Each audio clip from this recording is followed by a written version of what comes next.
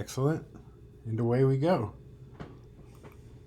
So Okay. who? Remind me. It's your turn now, correct? So I need to pass the Yes. turn to Yep. you.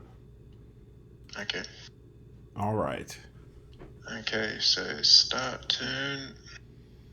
Untap all.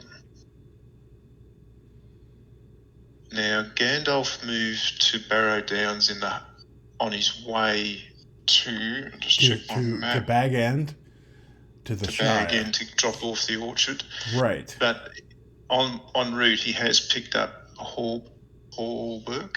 Okay. So I thought I might just stay there for Makes sense. this turn, Sure. and he'll pick that up. And Now remember, the he will elf. have an auto attack to face there, 1 at 8. So if he has something to boost his prowess or something to cancel the auto attack, good. Otherwise, he would need to remain untapped, which would take him down to a 3 versus an 8. So he'd need a 5 to tie it. Otherwise, he gets Yeah, wounded, and then all sorts of bad yeah, things happen. yeah. Luckily, I've got a risky blow. I thought I Perfect. might use That'd that. work. That's But all you need. yeah. So the elves are at Fangorn, where they picked up Quick beam. Yep.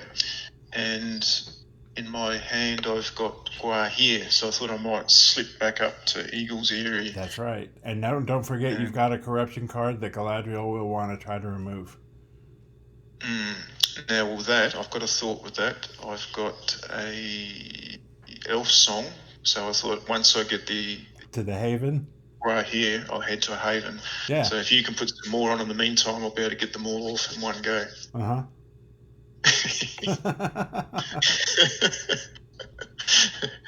So you better hold on to them all in right. anticipation that I've got an elf song coming up. All right, so I need to put a load. One thing I noticed also is that I've only got that one free GI, so I suppose that's a bit of a risk. Yeah, it is. But influence attempts against me. But if you know that your opponent is not playing those cards, you're usually pretty safe. Now, I, on the other hand, know that you are playing them. So you're keeping your GI, free GI. Yeah. Well, what I really need is I need my wizard to come into the game. Yeah. You know, I've got 2 copies. I've still got 18 cards in my deck, but I haven't seen him yet. So it will be nice when he shows up. So I was You've made Aragorn run away twice, I think, right? Yeah. That was good value. So I have got that lure of expedience on Galadriel, but I think since it's one that only triggers if you pick up an item, and I'm not picking up an item or not planning to, I think I might just leave it there rather than tap her and try and remove it. Do you think? Or probably if I encounter a creature or something and she's only got prowess 3, I'm probably going to be tapping her anyway. So is there an argument for trying to remove that lure now? Yeah. Now you're asking the person who's playing the hazards on you, so I can't give you an answer. Yeah. Yeah. Okay.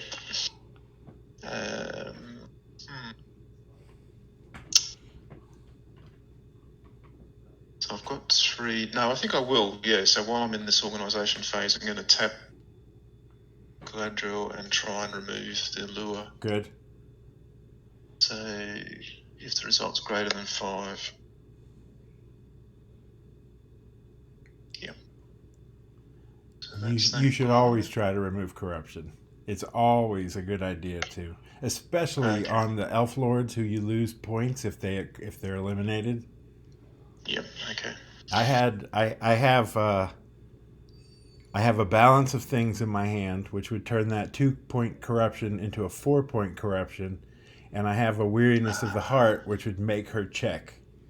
So you're saying the only thing that would make her check was an item, someone gaining an item with the lure of expedience. But to remember that there are other cards that will make them check, and Ren the Unclean is another one. Yep.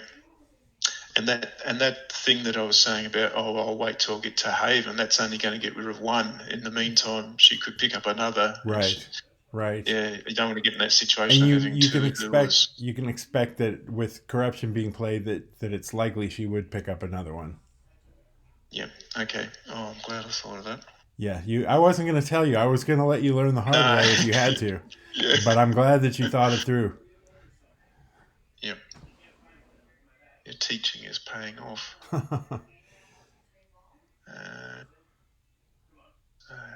Just counting. Oh, yeah. Yep.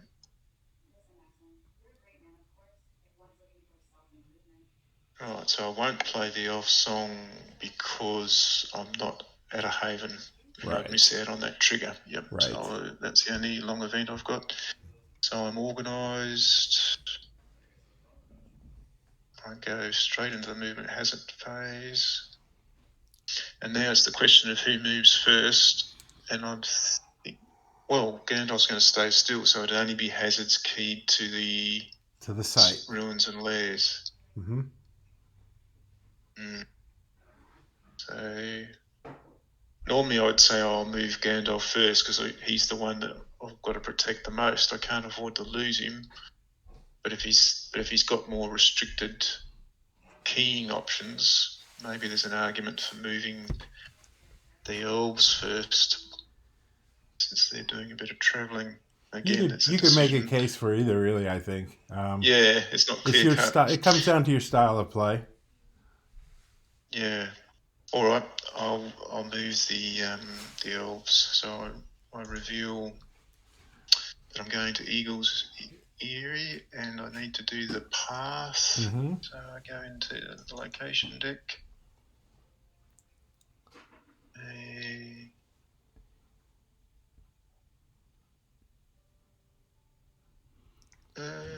So no. you go. Oh, sorry. I went into the sites instead of regions. Yeah, regions, standard regions.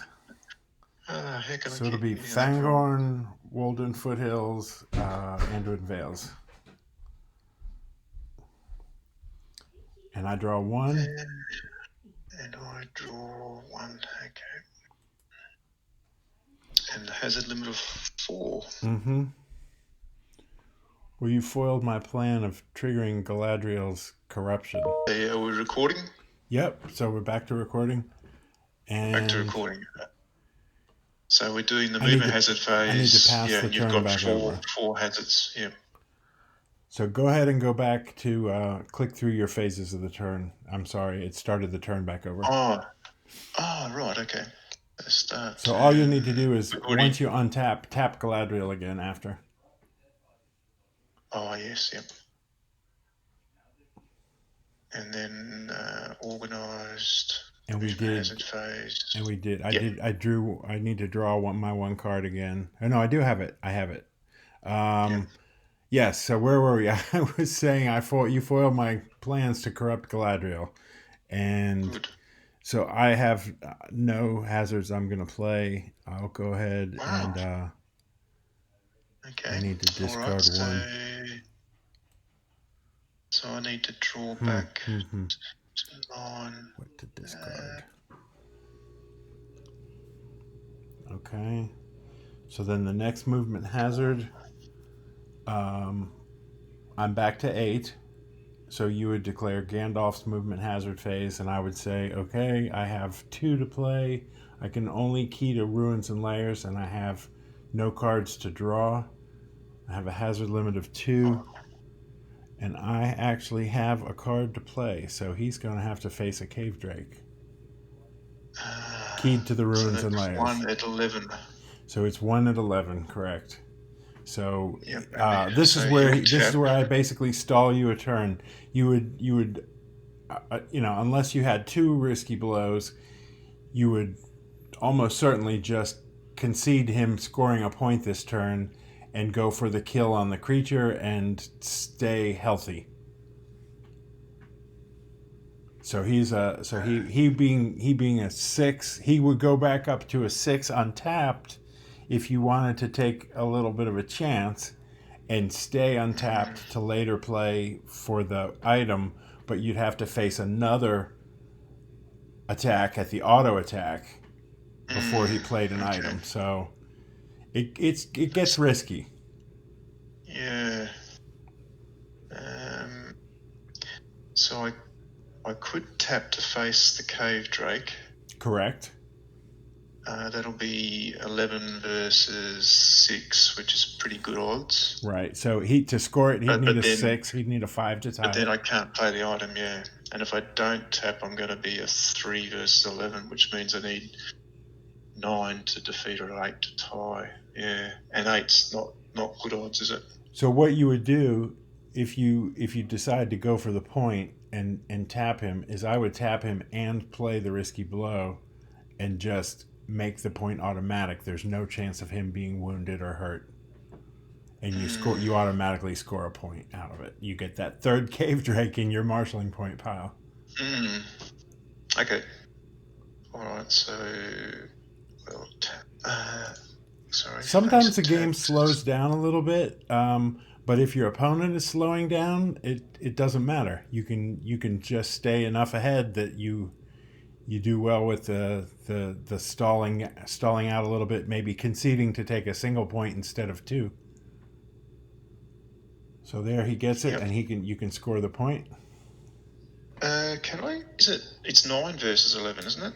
It's a 9. Yeah, you could conceivably tie it. Go ahead and roll, and as long as you don't roll a 2. Yep. Oh, look at that. He could have done it without his prowess. Yeah, if we only knew. Okay, so done facing. Give yourself another kill point. That was the movement point. Hazard phase, wasn't it? Yeah. Oh yeah, kill. To 3. Gandalf ridding the lands of dragons. He's doing good. He is. So do you normally click something there to say... So yes, I'm sorry, I should say no hazards. No more hazards. And so I draw now back up. I click on sight phase. Mm-hmm.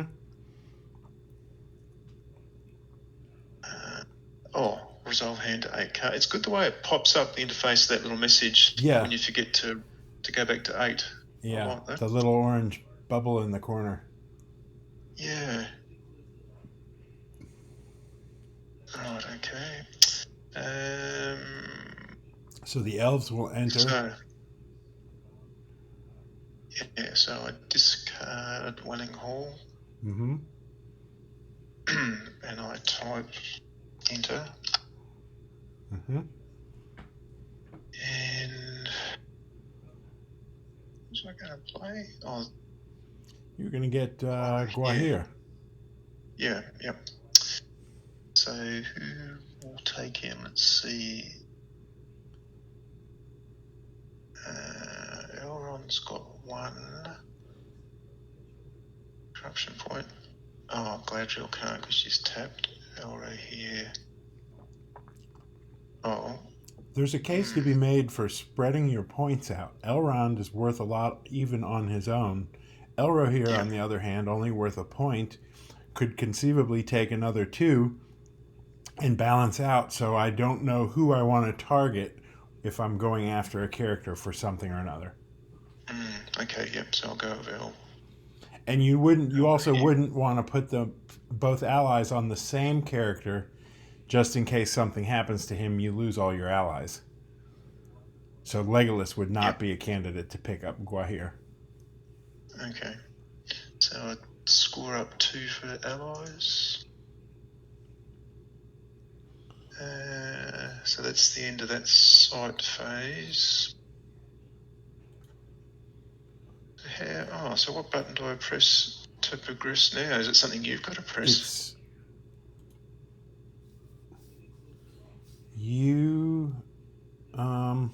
Maybe I didn't click sight phase. That's the problem. Okay. Resolve hand to 8. So actually, before I'll tell you what. Since you skipped the sight phase button, go ahead and resolve your hand now. Discard 1 and draw 1 if you want, or draw back up to 8. But decide now, and then skip through the buttons to sight phase and end of turn. Okay. Yep. Just looking through. I want pretty.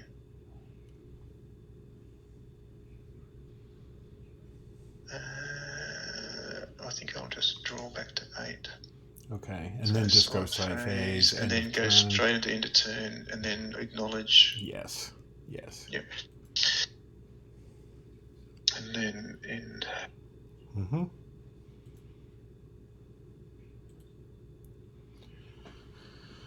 All right. Let's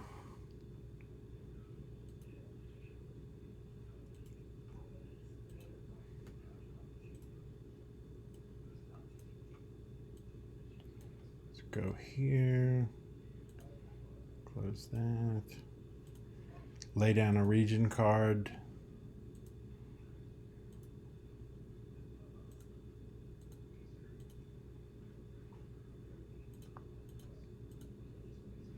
So Frodo comes into play at bag end, because that's one advantage to not having my wizard out and to having Aragorn have his sword that gives him one more influence point to control one of the other two hobbits. It frees up enough general influence for me to bring Frodo in by himself without the company having to be there, since my wizard is not in play. So he is...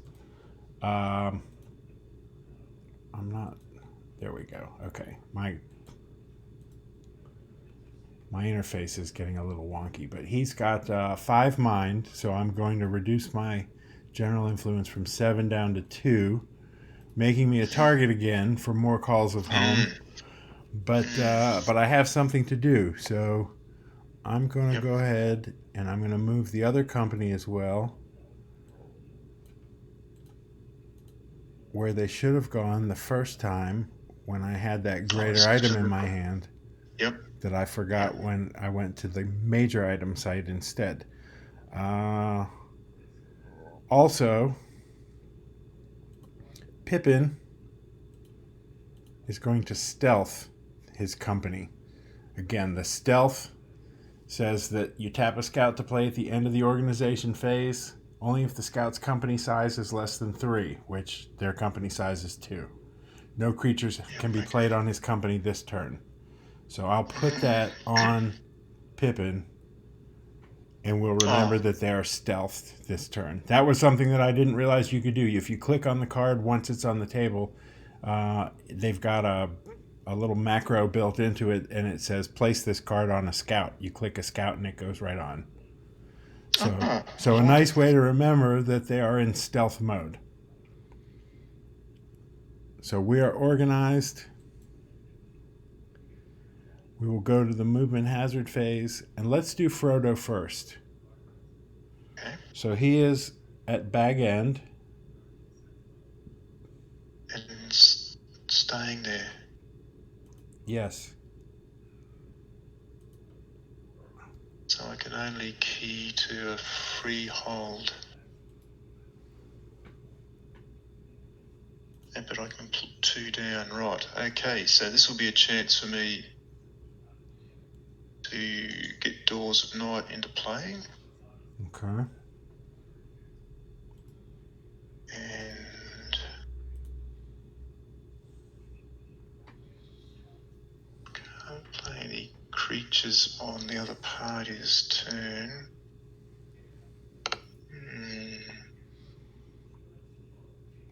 I've got a Lure of the Senses. I think I'll save it and whack it onto Aragorn. Yeah. With his +4, that's not going to do anything to him. Oh. He's got a +4, so even if that doubles, all it would be is it would negate his +4 on his card. He's very anti-corruption. He and Bilbo are the best. Oh, the direct influence, does that get included in the corruption roll? What? I'm sorry. What did you say you were playing on him? The Lure of the Senses. Lure of the Senses. So no, Lure of the Senses is just a corruption card, and that works just on that. That works on that +4 against that +4 that he's got. I was thinking you were saying something else. The Foolish Words is a card that I believe came in the Dragon set, which is a staple card that lets you play on a character, and it gives -4 to their influence attempts. So it's a terrible card to have on someone trying to bring in factions. Yep. Okay, so no more hazards. All right. So, and one of the reasons I picked him is because it maximizes my hand draw. I had played some cards during the organization phase. I played Frodo and I played Stealth. So I'm down to Yep. 6 cards. But if I do him first, I draw back up to 8, and then I get to draw more cards when the other company moves. So I'll Yep. draw Okay. back up to 8, and then my other company is going to go these 2 regions to the stones. So this is really the only other greater item site down around this area. So it's a Yeah. Well. it's a very popular site. It's a little bit farther away from Rivendell, but for the left side of the mountains, there are not an awful lot of greater item sites except up in Angmar. So they have a hazard limit of 2. We can each draw 1, and remember that they have stealth, so no creatures. Okay.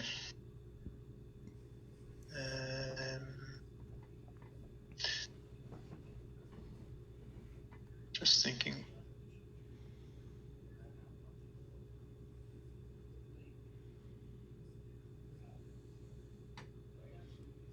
Okay, so I'll play this into. Mm-hmm.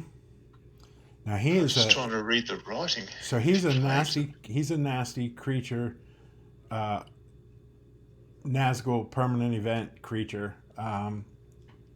What he does as his special effect, if you play him as a permanent event, he, like all the other Nazgul, stays in play passively until you trigger him.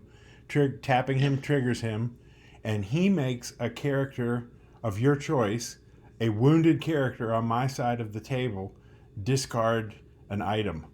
So if you put items on wounded characters, beware this card, because it will force the discard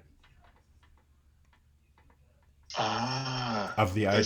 So for example, if Aragorn was wounded, I would be quick to move that sword off of him so that you didn't trigger Indoor Dawn Death and make Aragorn, the wounded character, discard his item. Right. But you wouldn't be able to stop me triggering it, would you? No, I wouldn't. Say, but if you played that, and let's say during the automatic attack at a site, I got wounded. Somebody got wounded. You couldn't trigger it because it's already past the movement hazard phase. But before the next turn, I would move that item off of him because I didn't want him to lose it. It's only during the hazard phase that I can trigger it. Correct. Yep. Okay.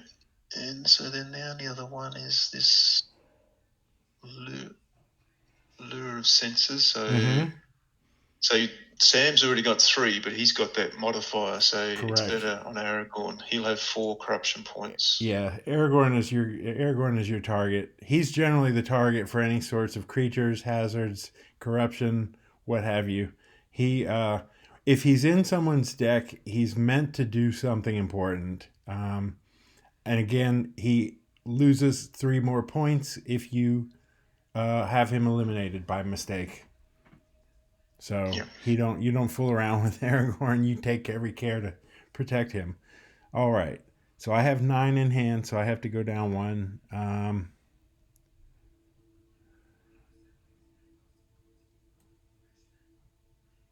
I'll do that. All right. So move my other site back to the site deck. I go to site phase. Frodo is going to try to recruit the hobbits. Okay. So he has 1 free. He gets +4 on the hobbits faction for being a hobbit. So he has a +5. He needs greater than an 8. Needs a 4. No. So he So they were reluctant to join the cause. Um, it does not tap the site, so I still have Bill the Pony. I don't have him in my hand, but when I get him, at Yep. least I'll have something to do there. Um, Yep. oh, and I forgot to add my extra 2 points for Frodo in my character points, so let me throw those over there. And Aragorn back up 3 more, so I got 1, 2, 3, 4, 5, 6, 7. But over at the stones, we are going to enter as well. 2 strikes of 9. Sam So is going to tap and tap the torque to cancel that. And he has a corruption check that he is automatic to pass. Okay. Yep. 3. He's +3. Yep. And now the Aragorn sword. is going to have to get another sword. This was a mistake. I probably should have done it the other way around. But I've already committed to it. So he is carrying 2 swords now. Now, when you have 2 weapons, you are only allowed to use one. Now, the points count for both, and the corruption counts for both. But because Narsil and Orcrist are each the classification weapon, when he's fighting something, he's only allowed to use one of the 2 for the bonuses. Okay. So he gets 4 more points for that. So I'm catching back up slowly. Yeah. And like I said, I forgot a few of those character points, so that bumped it up a bit right there on the end of the turn. And I've got this problem that at the moment you're going to double 9 item points, but I've got to hopefully change that. Well, you've got to store the earth, and then you'll be fine. Yeah. And then you're facing a situation of no allies or factions at the moment. Well, correct. They're doublers for me. Correct. Yeah, you've got a bit to do. That faction roll was terrible. Yeah. Frodo, come on! Of all people, Frodo can't muster the hobbits. That's crazy. All right, so go ahead. I'm just doing my end of turn discard. Yes, go ahead. And I finally drew my wizard, so I'll have to hold him for your turn and then play him on mine. Certain Cuden, or however you say it, has popped up into my hand, so I'm just debating whether I'll try. I'll hold on to him.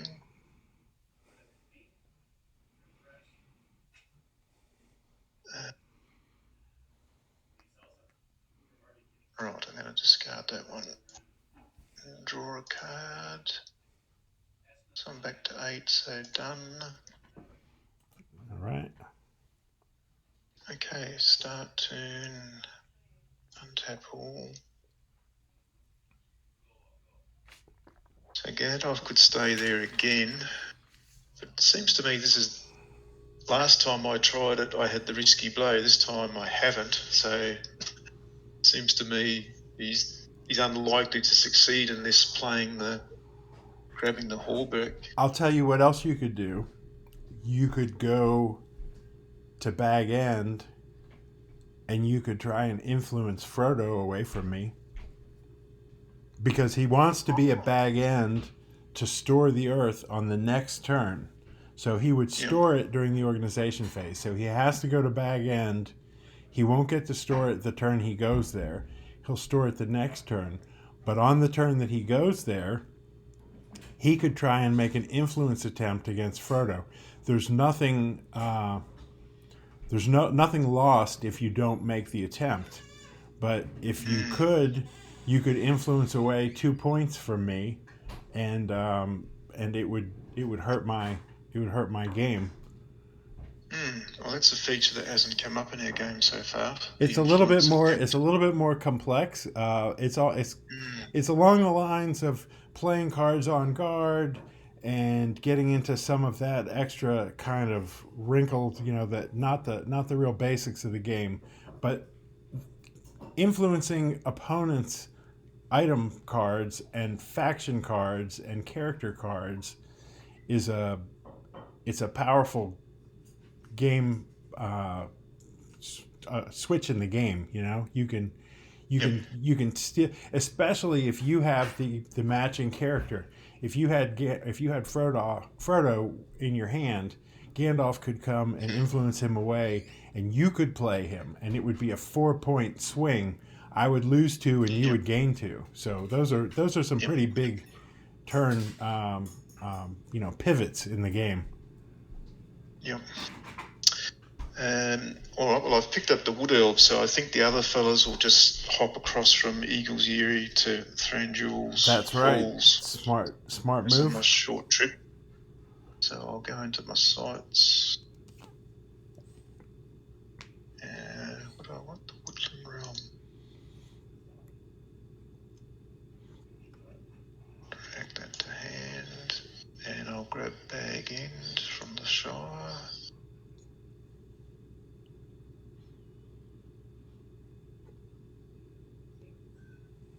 That'll go on locale 1, locale 8. Just checking that I haven't got any resources. Mm-hmm. I have still got that elf song, but I'm not going to Haven yet, so he's starting to sit there a bit. But anyway.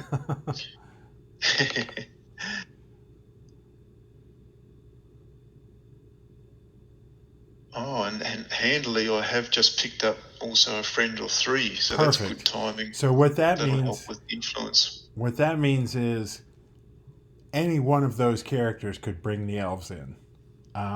They all get a each of them is an elf and gets a bonus from the elves or the Wood Elves faction. Plus, most of them have direct influence. Actually, Elrond is using his and Galadriel is using hers, but Legolas would be a prime candidate to bring them in. A friend or 3 would give +4 to the roll, plus his 2 direct influence, plus the 2 that he gets on the elves card. I think it's 2. It is 2. Yeah. It's practically automatic.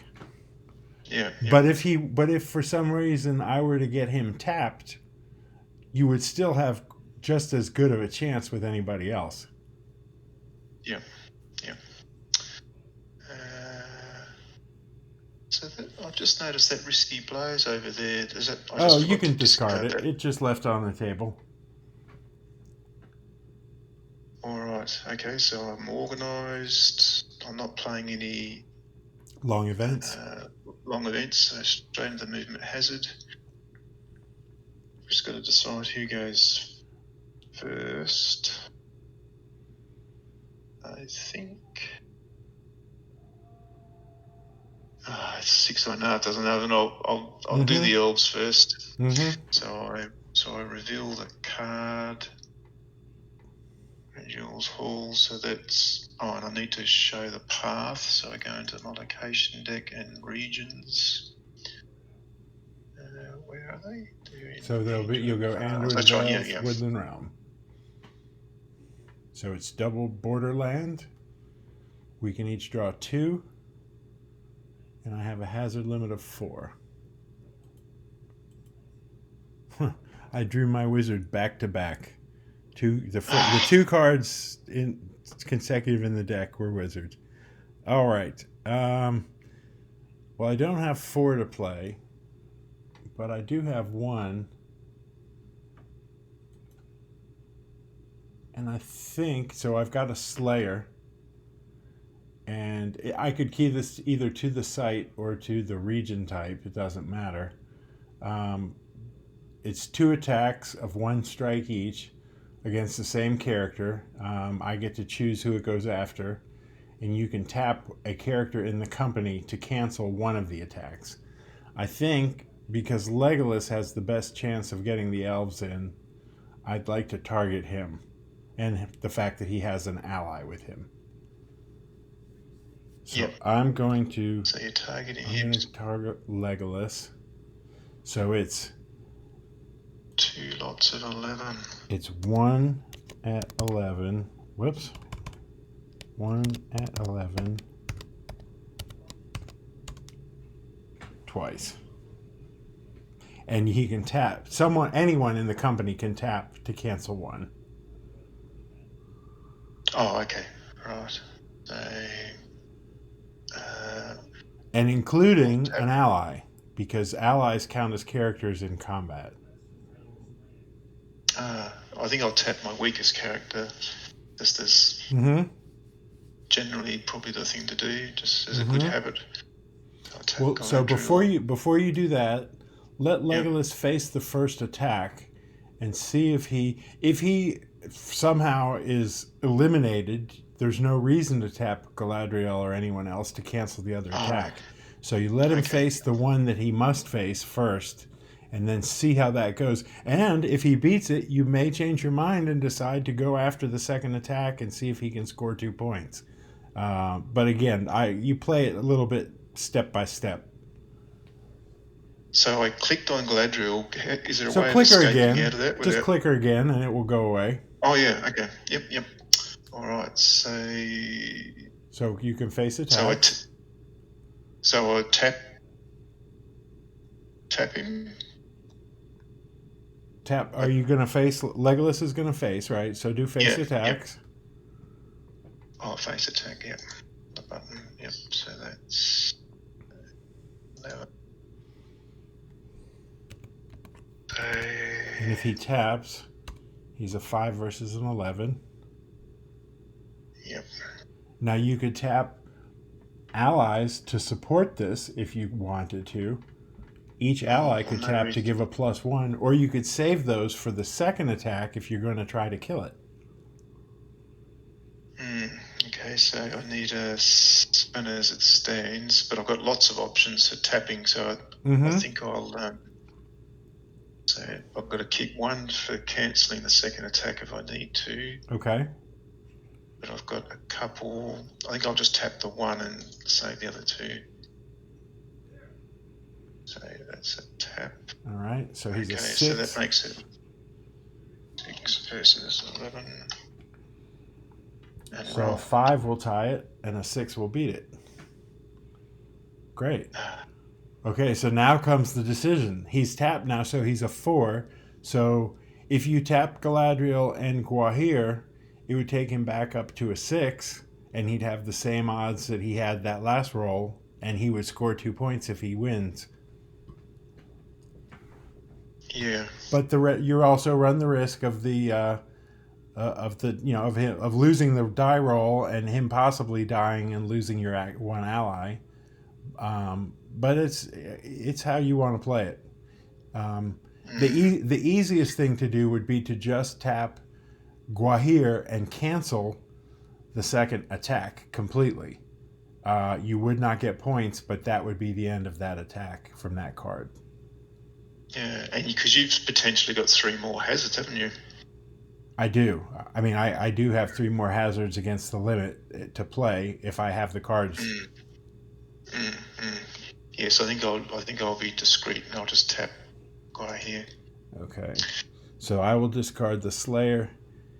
He did what I guess he could do the best, which was make somebody take a check, take a dice roll. Didn't score any points on him. Made your most likely character to bring the faction in tap. And actually, believe it or not, I have no more hazards. Goodness me. All right. So he scooted through that. Had you played it a little bit more aggressively, you probably could have gotten the points, but you never know what's coming next.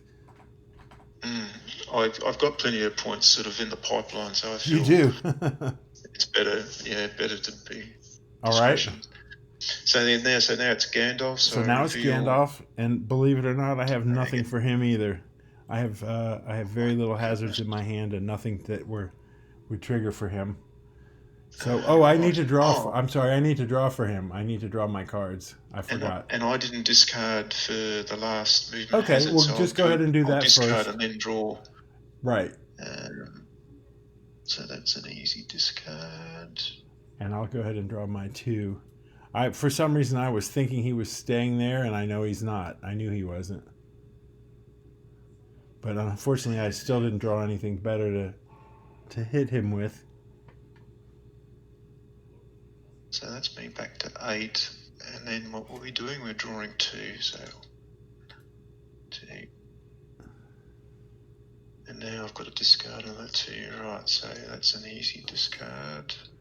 I'll go 1, 2. Oh, that's an easy discard. Great. And I'll say no hazards. Right. So now we're going to the sight phase.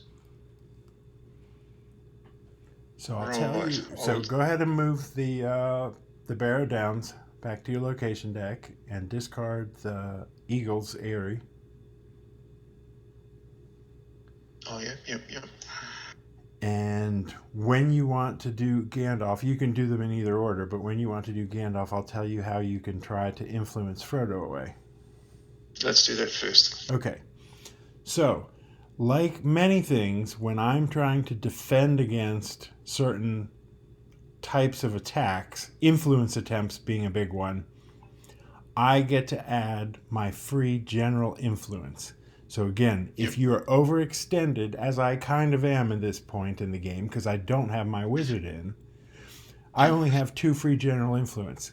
So it's going to be, when you make an influence attempt against something on my side of the table, we each get to roll the dice. You get to add the influence, the direct influence of the character making the attempt. In this case, it's Gandalf, and he has 10 free. If he had followers, it would cut into that, but it doesn't. He is free to make some major swings in the game. So he gets a dice roll plus 10.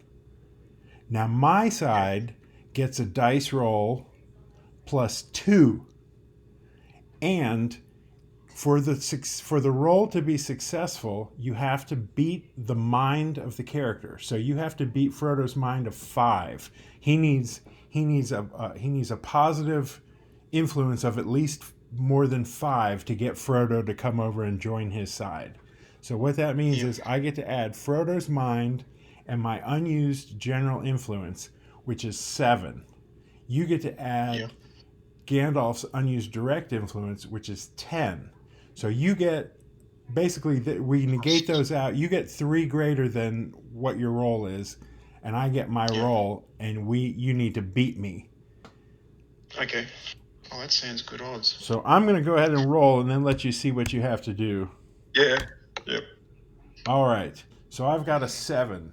So if you roll a 5 or better, Frodo will discard. Okay. I like the odds. Boom. He is gone.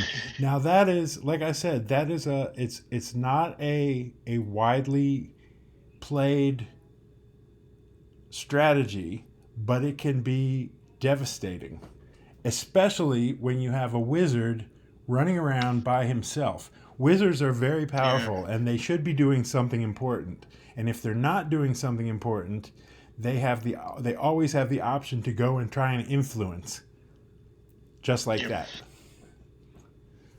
So that was a big turn. That is something. Remember how to do that, because you can also do it against items. If Frodo was holding Glamdring and you had Glamdring in your hand, you could reveal it and try to make an influence attempt against it.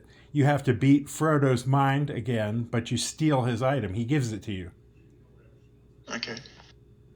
And if you had the same character in your hand, if you were trying to influence Frodo away, you basically reduce his mind to 0 by revealing the character. So you don't have to beat the 5 of his mind to get him. You just have to beat whatever my roll and my free general influence is. Yep. So I would have been plus 8 on that roll. So good move, Gandalf. Yeah, thanks for the tip. Mm-hmm. Well, you were going there anyway, so it made sense to do it. I wouldn't send you there just to do it, but while he's there, there's no reason not to. Yep. Oh, and I believe he taps to do that. Ah, okay. Yep. I was just going to say, does Bergil tap? No, it does not. No. Okay, so now you've got the elves to bring in, the wood elves. Yep. Okay, so these think I think it's I think it's the same for each of them because no one has any free direct influence who is untapped. Right. Elrohir is So 0. Galadriel is using all of hers to control Elrohir. And Elrond is using all of his to control Legolas. So any one of the three will get, a friend or three will get +4. That's what I was trying to remember. Yeah. Plus the 2 on the card on the Wood Elves. The 2 on the one for the elves. 1. Okay. So you'll get a +5 to the roll. Yep. Now, so spreading them out, I'll put put them on the table. Click them out and onto the table. Oh, I haven't clicked out the Wood Elves. Yep. Okay, so I see what you're trying for. So it's good. Yep. So it's Galadriel's going to make the influence. So she needs a 4. She needs a 4. Okay. She got it. Honey, just. See, that's why the friend or 3 is such a great card, especially when you're running a company like 3 or 4 characters. So score that.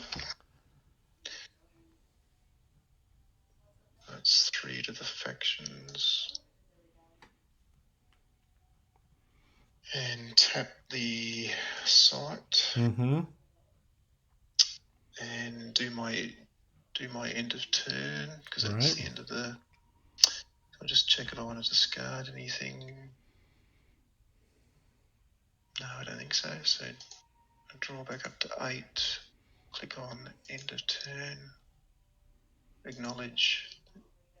Over to you.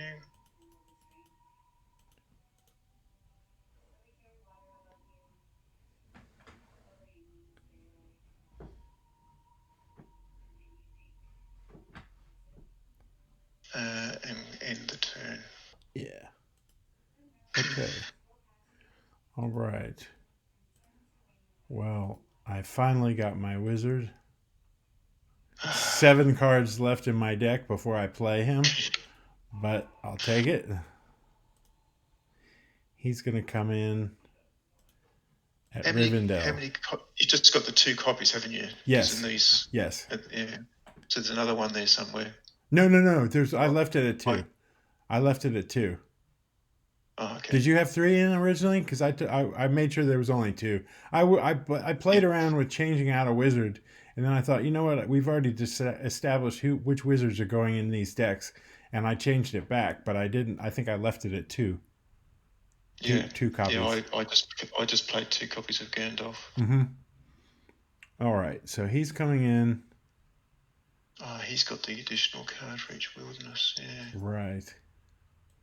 But you don't really want to be drawing more cards. Oh, I suppose. Yeah. Well, at this point, it doesn't really matter much.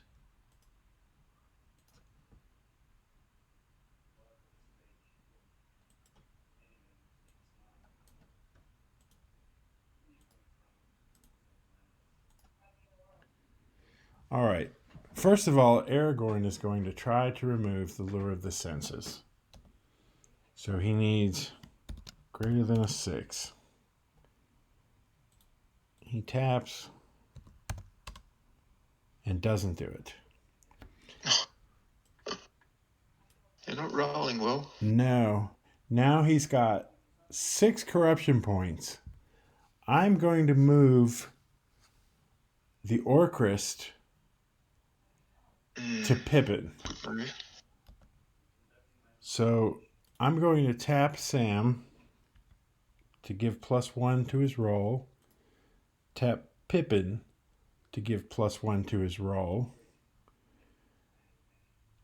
And now he's got to beat a 4. All right. Got to beat a 4. So you've got to beat what's going to be left, is it? Is that how? Yeah. Well, he had no. He had 6, and I tapped Sam and Pippin to give +1 each to his roll. So he had to beat a 4. Yep. and he rolled a 7, which he would have done it automatically even if they had not tapped to support with the roll that I got. But I wasn't going to chance a 6. I wanted to take it down as low as I could. If he had failed that roll, that pretty much would have been the end of the game here. There's no way I would have recovered from that. But I can't run around with him carrying 6 points of corruption. No. So, Oh, Pippin is now carrying Orcrist. Aragorn is still carrying Narsil. They're all tapped out, but they're going to move anyway. And since they're tapped and I'm not really trying to save anything for them, I'll do them second. I'll do Radagast first. And Radagast is going to go... Well, let me click Organize and Movement Hazard. Radagast is going to go to the Goblin Gate. So I'll do /P. And he's moving through 2 wilderness. You can draw 2. I could draw up to 3. And I think I will. 1, 2, 3. All right. And you have a hazard limit of 2. Okay.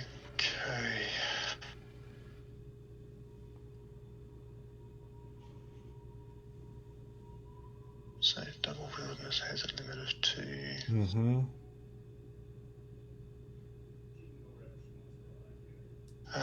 All right. Well.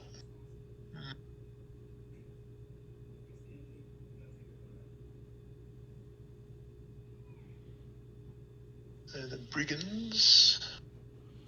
All right. So the Brigands is going to be 1 strike at 9. Yep. Tempting me to face this untapped. And I think I will try it. So untapped. Here's a 3 versus 9. Come on, Radagast. Yeah! It paid off, the first one at least. Alright, and the second one. Mm-hmm. Yeah, I thought that might be coming. Cave Drake is a very popular card. It's really powerful. Yep. So it would be 1 at 11. And I think he's going to face it. And he's definitely going to tap for this. Yep. So he is a 6 versus 11.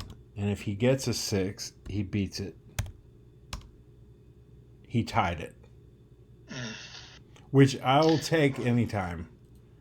Yep. I don't mind tying it. I would have liked to get the point, but once you get your wizard wounded, it's such a pain. It takes forever to get him back into health.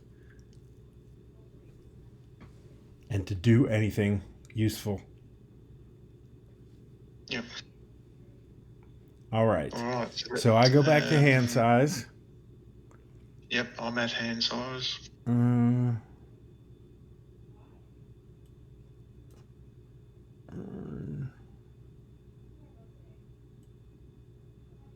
Eight. And now we'll go over here and we'll go to bag end. Whoops, wrong map. So we'll go Andrast, Eridorian Coast, Cardalin, the Shire. And you can draw 2 and a hazard limit of 2. And they are tapped. Okay.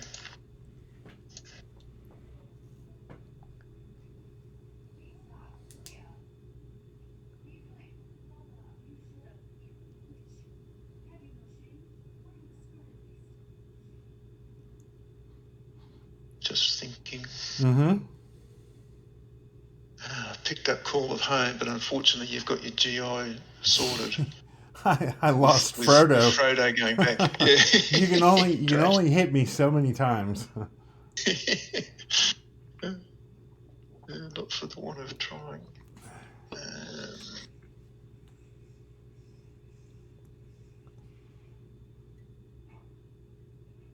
I've got the Corsairs. So I'm tempted to give that a go. Oh, go for it. Yeah, they'll play.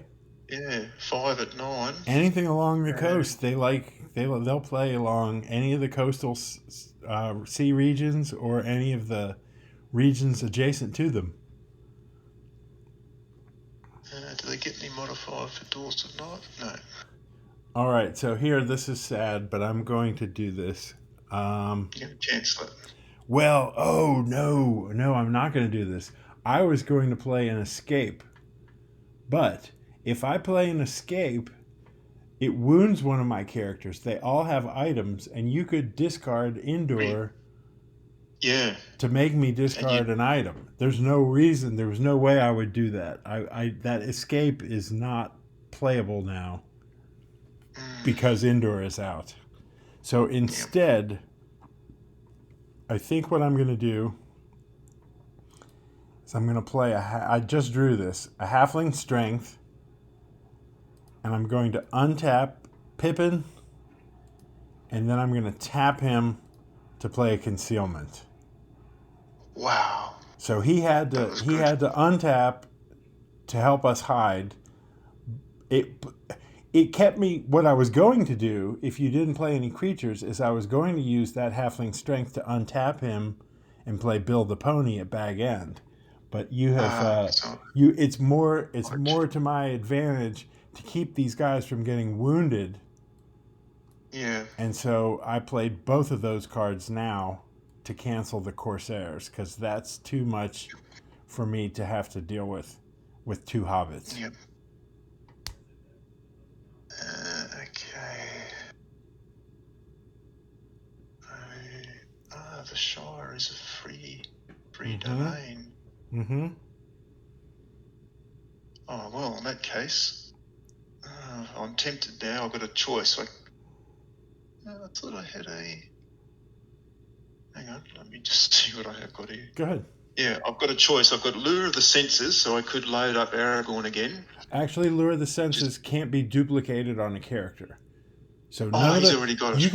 You can put different corruption cards on a character, but you can't put the same card on a character twice. So I could put it on Sam and load him up to 5, but he's +3, so it's not a great. That's still not he's still bad. Only 2. It's still not bad, because what he'll have to do every time he uses the Torque of Hughes, he has to make a corruption check. And even if he's only got 2 points, that's a lot of points to lose between the Torque and the character if he corrupts. The other option is I've got the Ambusher. So it's a bit tempting. 2 at 10 when you've used those cards. I think I'll go the Ambusher. Yeah, I would too. And I would go after the 2 hobbits. Because they've got the lower Because they've got the lower prowess. Now, here's something funny. If I can wound one, that triggers the sword. The sword does give bonus to Pippin. There are some other swords in the game that are warrior-only prowess bonus. So it's ironic. These unique weapons, Orcrist and Glamdring, will give their prowess bonus to anybody, even a hobbit who carries them. So he tapped. Okay. He's tapped, he's down to a 0, but the sword takes him back up to a 3. Aragorn, meanwhile, is a 6. So he would stand much better chance. You would be better off putting it on the 2 hobbits. Okay, so I mouse over the 2 hobbits. And it's right arrow. So it's 1 at 11, or 1 at 10 for each. I don't know how I got... Oh, you were the mouse was slightly over the Torque of Hughes. In the wrong place. Yeah. So he is a 0 versus a 10.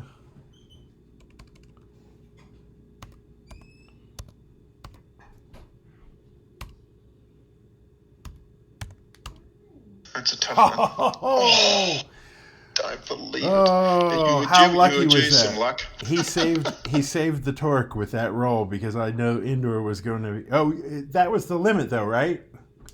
This is the second hazard. You played the... Oh, so I couldn't trigger it. Yeah.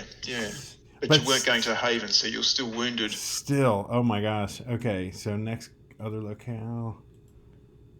So he is a 3 versus a 10. Of course. So roll a body check on him, a 10 or better, and he will die. Uh-huh. So he's going to transfer. Good rolls. He's going to give this sword. Sam is going to loot the body.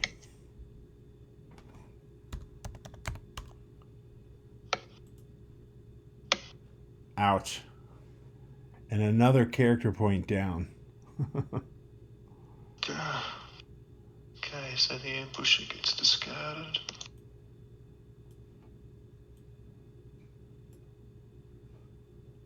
Right, so that's the 2, isn't it? So, and I've got 8 cards, so...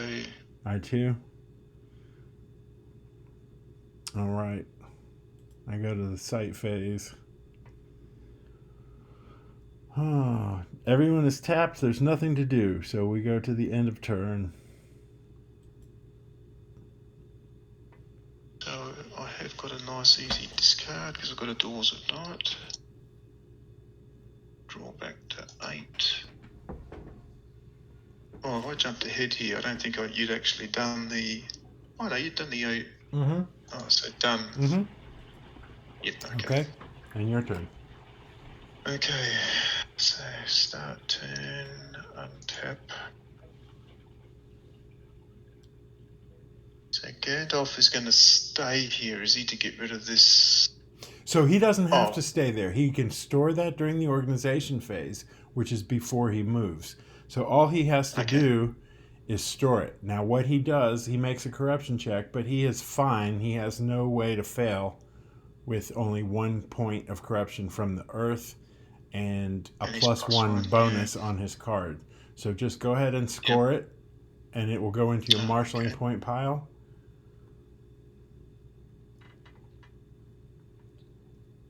And give yourself 2, are they item points?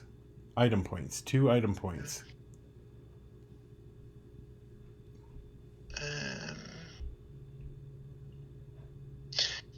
There's only certain categories, isn't there, for items that count as far as... Well, minor items don't carry any points. The only points are coming from either special items or major or greater or gold ring. Well, I'm just looking, it says major, greater, and rings. So does special count towards item points? Oh, okay. I've got a feeling that's on page 32 of the companion. It should. There are also some special items that give points, but maybe they omitted those intentionally. I don't know.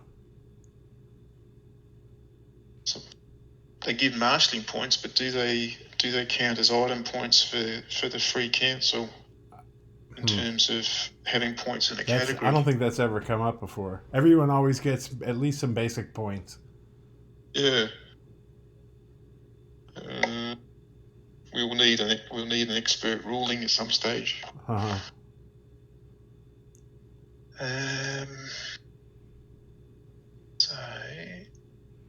So he can move wherever you want him to go. If you've got another marshalling point card in your hand that's within reach of bag hand. Yeah. Well, what I've got is how does that? Círdan. So he can. So Gandalf can do one of 2 things. He can go back to Rivendell, and Círdan can come into play at any haven, or, which is more of a advantage to you, let Gandalf move to the Grey Havens, which is Círdan's home. Is also another haven, so he can come into play there automatically under Gandalf's control. And when he is at the Grey Havens, you get to hold an extra card. Yep. He's the third of the Elf Lords. So you've got all 3 of the Elf Lords in play: Galadriel, Elrond, and Círdan. And each of them, when at their home haven, gives you an extra card in your hand. Actually, I've also got Thranduil. Yes. Now the problem is you've just run out of all the you're maxed out. You've got Gandalf. I need Gandalf at Thranduil. But Círdan is better to bring in. A follower. What? Anything in the store? No. Thank you. Okay. So so I okay. would move Gandalf to the Grey Havens. Yeah, and get Skirn, and And I've get still Círdan. got the Hallberg, so I might just look to Well, see here, who's look a at it this way. nearby. Look at it this way. You've got 3 more cards to draw. You've got 23 points in the game. I've got 14 points. I think you're probably pretty maxed out here. You could go move him to the Grey Havens and play it safe. And Yeah, one more turn, just leave the other fellas. bring Círdan in. But I mean, it's totally your game. You play it how you want to play it. I'm just thinking, Mm. you're pretty much at a point where I'm not going to be able to catch you. I've got a The lot of only points in issue my is hand. I that just don't have special item. time. Hmm. The only issue is that special item. If that special item doesn't count as No, item points, I can you've got 18. I can tell you that it counts. I have only ever read it say item points. Okay. So really, in terms of getting to call the free cancel, I could almost just stay where I am for both parties and just draw cards. You could. Now you won't draw cards if you don't move, but if you play cards, you will draw cards. Okay. Yeah, I think I'll get the elves to stay where they are, and I'll just move Gandalf. So I'll just grab the Grey Haven.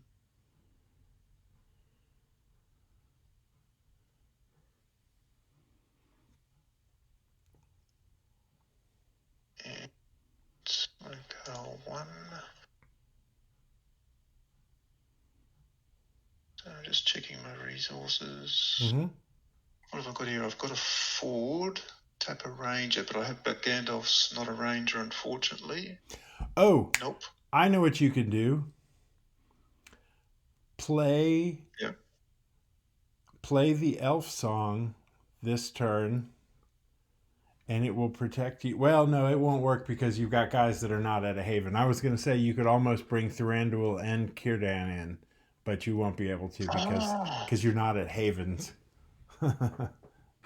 They're not protected from elf song sending characters back to their hand if they're not at a haven.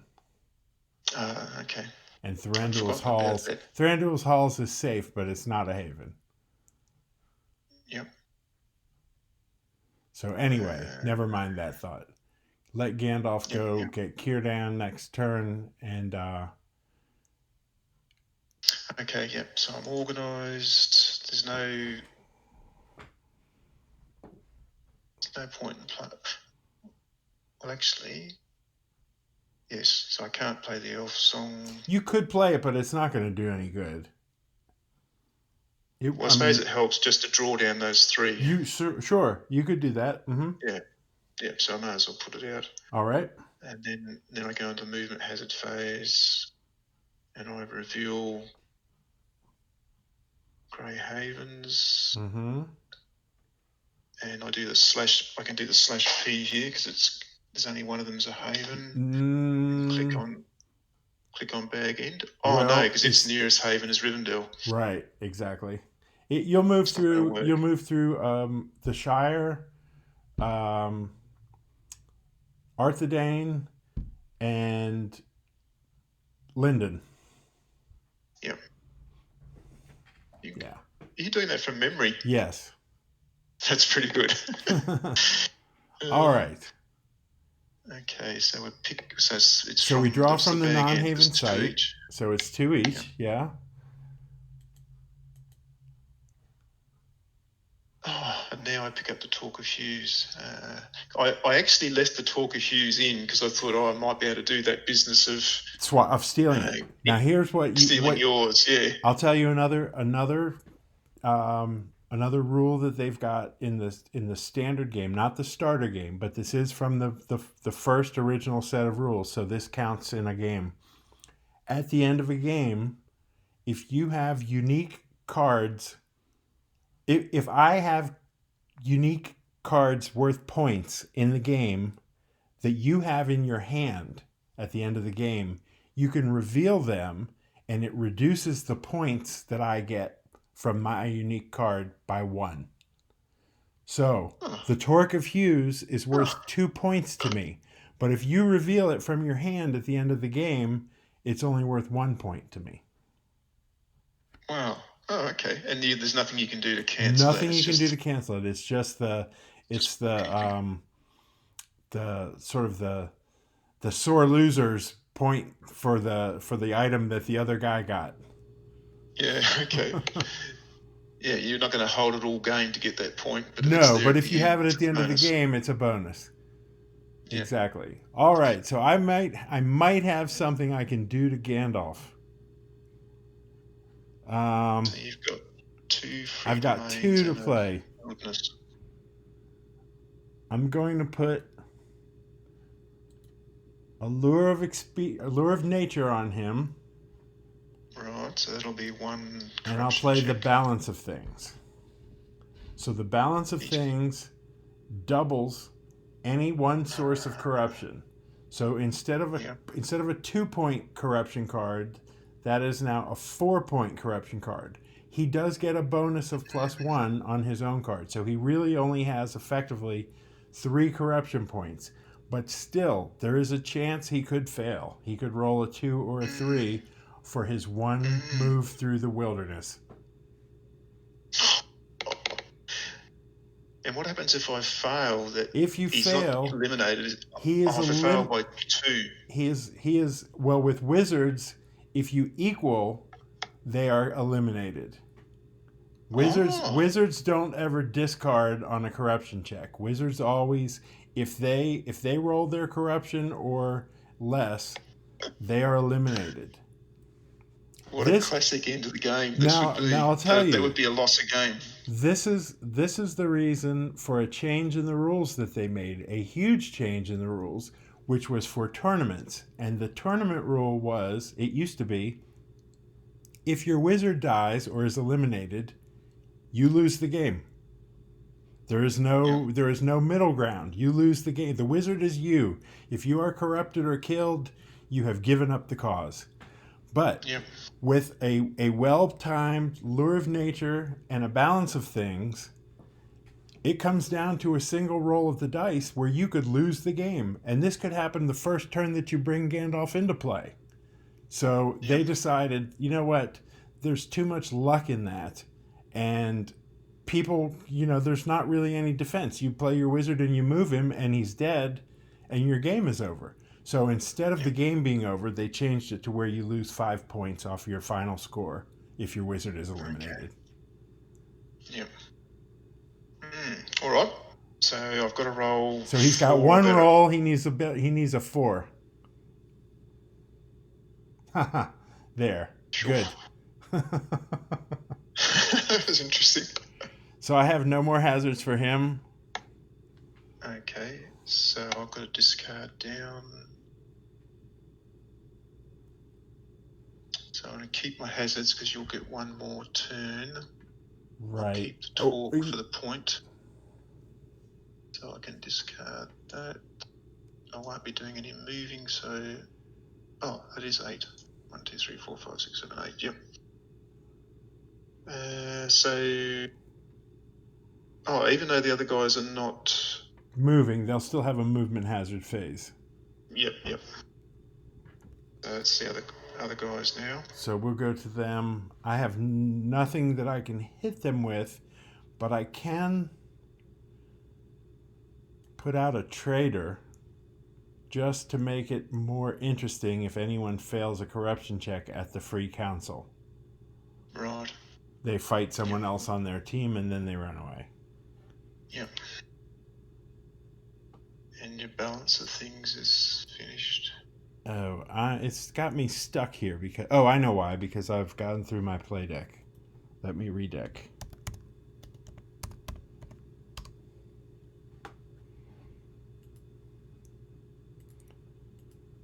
And I'm done. So... I go into the sight phase. I've got 8. So now is where you decide if you think you've got enough of a lead that you want to call the council, or if you want to wait another turn and bring Kierdan in for another 3 points. Oh, because you've got enough points. Turn. Since we're playing a 1-deck game, you've got enough points to call the council, right? Didn't we? Isn't it a 20-point call? So you could call for the free council now and take no more turns of your own, and make me have to try to score 9 points in one turn, which is not likely. Or you can let the game go and you can score another 3 points pretty much for certain at the beginning of your next turn, bringing Kierdan in.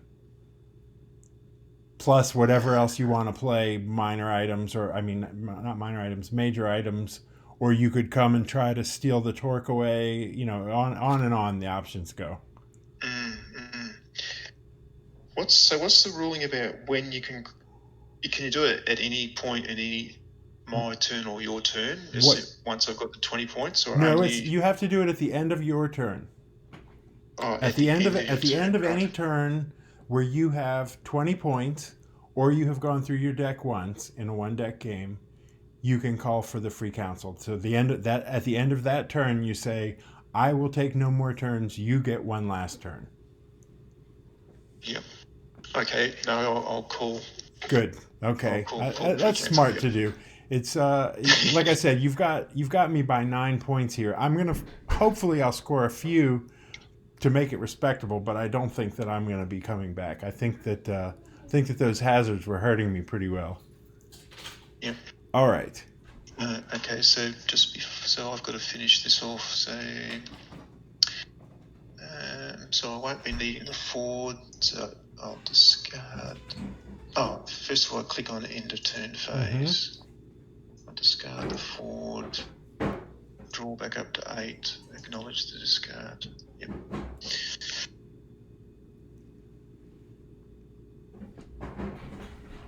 wasn't being busy. I just couldn't see what you were saying. Okay. I couldn't see you. You like to come. You don't have any interrupting your name. Oh, it's back to me.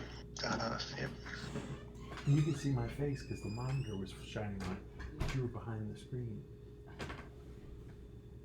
All right. Okay, last turn. Let's see what I can do here. So I'm going to have to take a chance. I'm going to try to remove the lure of the senses without tapping. Okay. He needs greater than a 9.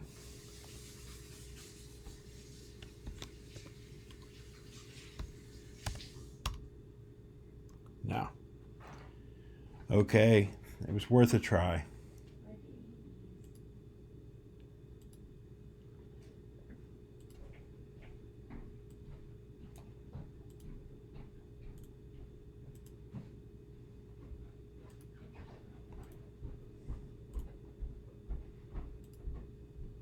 So they're splitting. Sam is going to stay at bag end.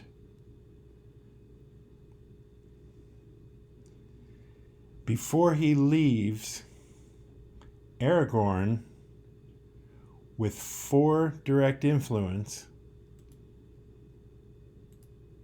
is going to bring under his direct influence Merry. Now he can do that under direct. Characters can come in at their home site under direct influence, even if the wizard is not there. Aragorn uses his personal power to pull Merry into the game, and then Merry is going to leave. Let's do this. Let's I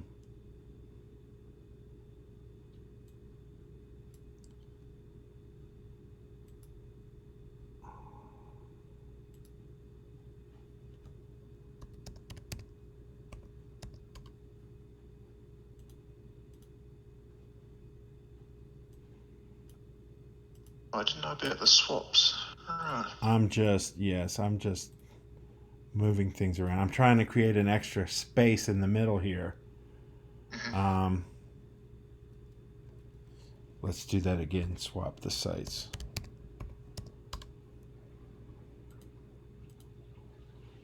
Okay.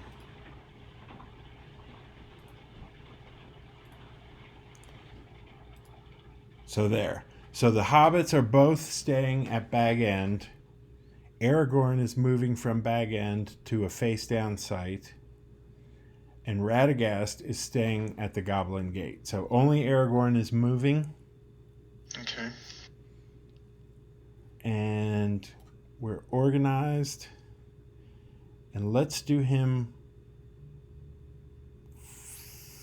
Let's move the Orcrist from Sam to Mary. Now, the balance of things is still in play, so one of Sam's items is double. It's going to be the Elven Cloak because that's only worth 1, so it doubles to 2. So I've got 2 from Orcrist, 2 from the Cloak, and 2 from the Torque of Hughes is 6. He's got a plus 3. So he effectively has 3 corruption points that he's got to beat.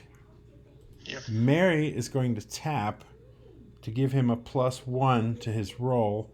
So he has to transfer Orcrist. He needs to roll a 3 now. 3, yeah. He needs to beat a 3. He needed to beat a 3. So Orcrist transfers over. Now, unfortunately, Mary is holding a 4 corruption point item because Balance of Things doubles that 1 item that he has. But I had to spread it out. And we'll go to the movement hazard phase now. And Aragorn will go ahead and make his move from the Shire to Arthedain. He's leaving Bag End and going to Bree. And the regions are the Shire and Arthedain. Can I just... Yeah. So when you went to the long event phase, how come the balance stayed? Because I played it on your turn. It goes away on your... It's a hazard, so it goes away on your long event phase. It stays in play for my turn. I played it on your turn. So we get so it stays each, out. yeah. It stays out for you, and it stays out for me. And then when it gets back to your long event phase, it goes away. But I need to, before I go into that, I need to adjust my mind, my general influence here. I've got 3 free now. Yep. So once again, vulnerable to some calls of home. But Aragorn has moved. You can draw 1, and he has a hazard limit of 2. How do I get my play deck back? So type / redeck. You told me this last time. Yeah, I forgot it. It doesn't do it very often. And it goes automatic, and it moves all your discarded sites back to your location deck, and it shuffles your discard back to your play deck. So you've gone to Bree, so that's 1 each. Yep, so draw. Okay. Right. And it's a 2 hazard limit. Mm-hmm. And he's got 6 corruption on him right now. One of those 2 is doubled from 2 to 4 because of the balance of things. Yeah. That's gonna that playing that card is gonna cost me the game, I think. Because it will be in play for the free council. Because it won't go away. We won't go into your turn. We'll go right into corruption checks at the end of the game. Okay, so I have got a Lure of Senses, so probably wise to throw it on Aragorn. Well, again, Allure of the Senses is already on him, so you can't duplicate it. Sorry, I keep forgetting. Yeah, that's okay. That's my safety net. You can't play another one on him. He's already as bad as he's going to get. Okay, but Mary was saying he's got 4 on him, so if I put it... Oh, but he's not moving. Yep. You'll get a turn on him. You can play it on him. He would be the one to play it on. Yep, I'll save him. So I have got a Call of Home. Mm-hmm. If you play that on Aragorn, that's a loss of 6 points for me if he goes back to hand. Yep. More than that, it's a loss of 9 points because he would be going to get a faction that you wouldn't get. that I wouldn't get. Yep, alright, let's do that. So, Call of Home. All right. So he needs a 7. Ah. Less than 10, yep. Okay, so I discard the Call of Home. So that's 1. And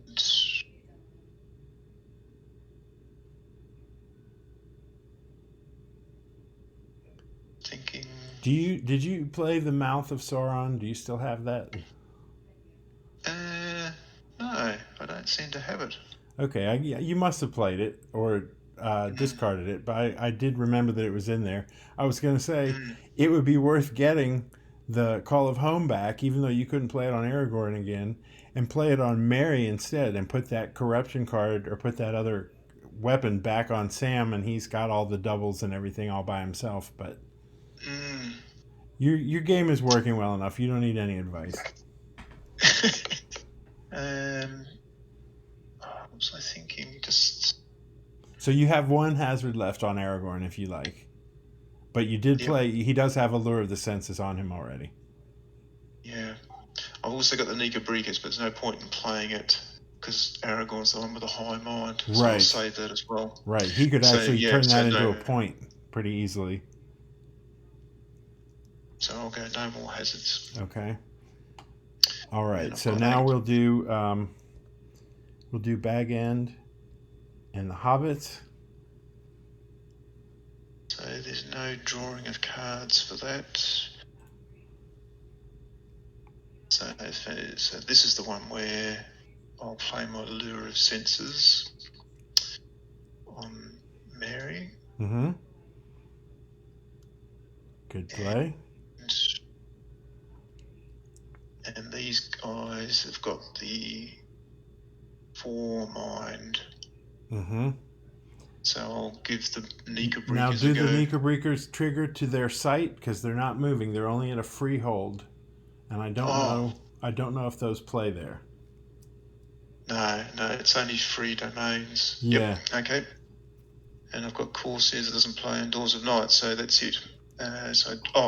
Well, you'll have you'll have a movement hazard on Radagast at the Goblin Gate too. So okay, keep that in so mind. I draw back to my 8. Yes. And next. And then we do over here a hazard limit of 2, and he's at a shadow hold, and no draw for either of us since he's not moving.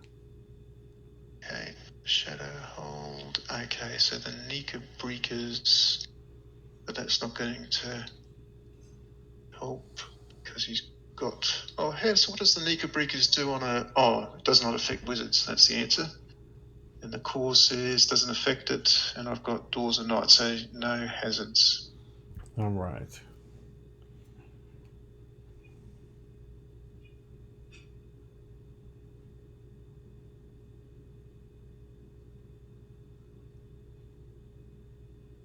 So you have no hazards? Yeah, no hazards. So do I click on the next movement hazard phase? Yes, sorry about that. You should do that. Yes, click next, and then click no hazards. That just resets the button so you can hit it more than once for a turn when there's more than one moving company. All right, so I have 8 in my hand, so I will go to the site phase. So here's where I get all the categories of points that I was missing. So Sam taps and gets Bill the Pony. Playable at Bree or Bag End, even if the site is tapped. So had I brought the Hobbits in, which I didn't, I would have gotten them. I would have been able to get the Bill the Pony there, even though the site was tapped. So that taps the site, and that gives me 1 ally item point, or 1 ally marshalling point. And then Aragorn is going to tap to bring the Rangers in. Now he is a Dunedain, so he gets +1. He has 3 more built into his card. He has one more from Narsil, and he has two more direct influence against the Rangers of the North. So that is +7, and he needs greater than a 9, so he needs to roll a 3. Yep. So he gets them. So that taps the site. Well, that was a good effort to get an ally and a faction in the same turn. And Radagast enters. He strikes at 6. And we play a Dark Quarrels on the Orc's auto attack to cancel that. Yep. And he taps and gets Gollum. And that gives me 2 more ally points. And my faction points are 3. So I've come really close. Now the problem is, some of my guys are going to fail their corruption checks at the end of the game. And if Mary fails his, he's going to beat up on Sam before he runs away. So that's going to be interesting. Oh, yeah, because the traitor works both ways. Yeah, the traitor hits anybody. It's the first person who fails. So I have to roll first because I finished first. But first, we get an end of turn discard. You can draw. So I just discard one of my characters. Hang on to the Torque of Hughes. Yep. And now I need to make some corruption checks. Oh, so you do all yours and then I do all mine. Yeah, and the reason it makes a difference who goes first is because the traitor is out, and the first character that fails triggers it. And so we need to know who has the first chance to fail, and it's me. So, Mary. Everybody here is tapped, so nobody can give anybody support with their corruption checks. Mary. So does every character have to do the balance of things, does it? For all of us? Yes. It works on everybody at the end of the game because it didn't discard yet, and the game is over and we make checks while it's still in play. So, and that's a frequent thing. People very often play the balance of things right at the end of the game just to sort of catch their opponent off guard when they think they're almost done with the game and they're already counting points. But when the balance of things and traitor are both out together, it's even worse. So Mary has 2, 4, 6 corruption points, back down to 4 because of his +2. So he has to beat a 4. But I'm going to play a friend or 3, and he's going to have to beat a 2 to save his corruption check. So Mary, CC 2. All right. Now Sam has 2, 3, 4 corruption, +3 on his card, so he is safe. He cannot fail his. Aragorn is very likely going to fail now. He has 2, 4, and one of those is doubled, so he has 6 corruption points. So Aragorn, CC 6. You'll be right. All right. So here's what happens. The Narsil discards. Aragorn is eliminated, so I have to remove him from game because he failed by more than 1. Yeah. He now costs me not only 3 points. Well, let's see. I've got Mary and Sam is 2. But Aragorn cost me 3 points. So I'm going to take my character points down to -1. It doesn't show minuses, but I think it should adjust my total points.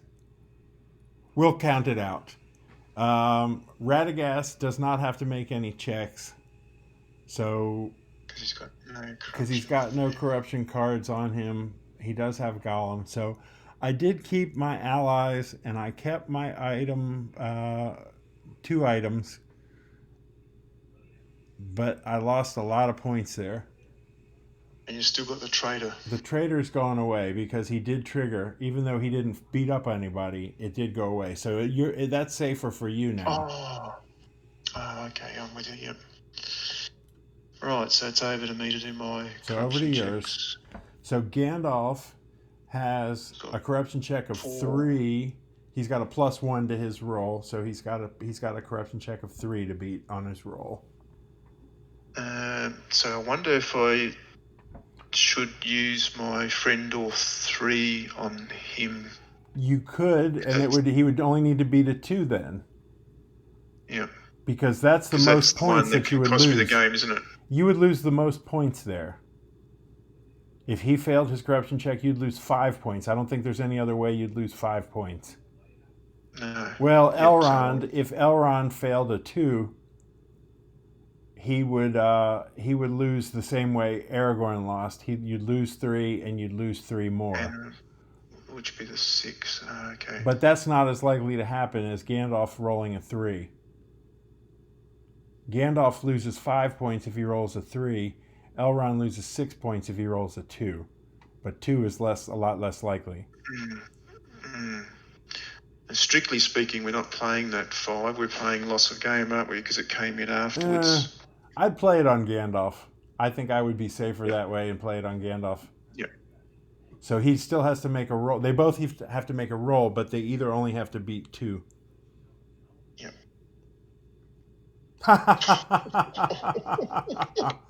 You played it right.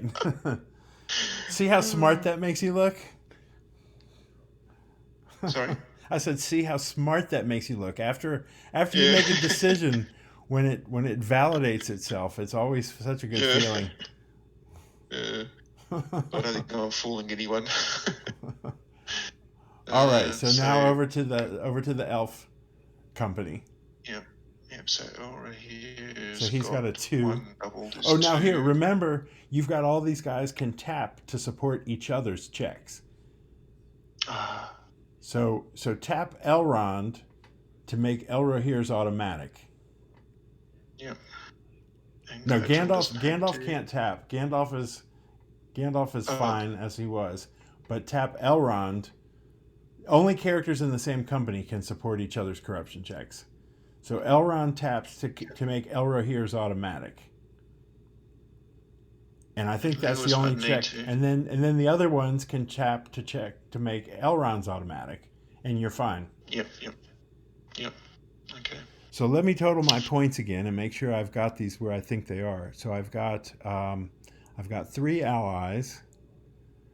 I don't have 9 items. I've got 6 items.